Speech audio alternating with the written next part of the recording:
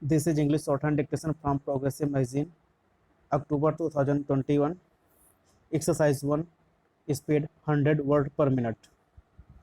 Ready, start. Sir, some days ago, I had the honor of presenting to the House the report of the Planning Commission on the second 5-year plan. I presume that many members have read it since then, either fully or in parts. I have now the honor to move the following resolutions.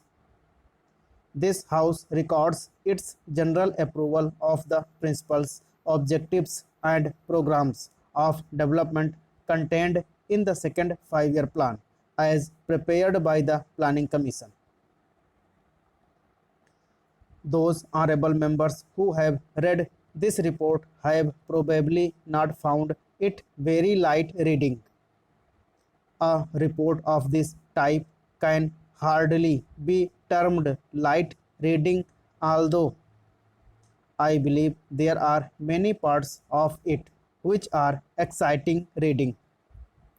Few of us can say that we agree with every single word in this report and with every single proposal.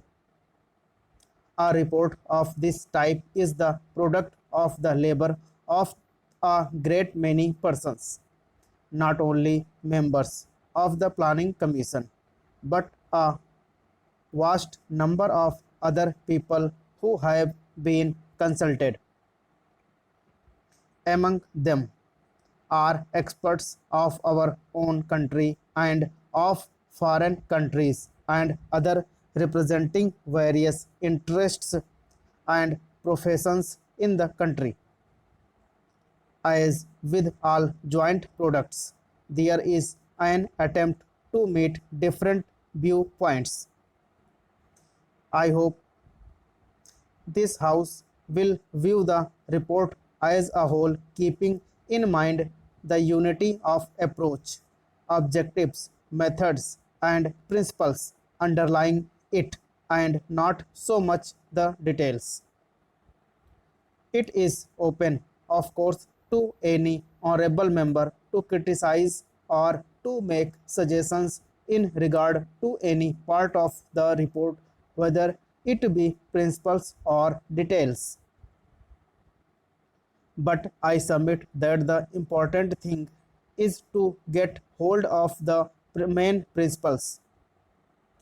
I propose, therefore, to deal with the broad principles only. The subject of this report is obviously not only of the highest importance, but something that produces in me very great excitement. It is an exciting subject because it deals with the future of 360 millions of people. To some extent, that future will affect the future of other countries and even of the rest of the world. It therefore becomes an enthralling and exciting subject.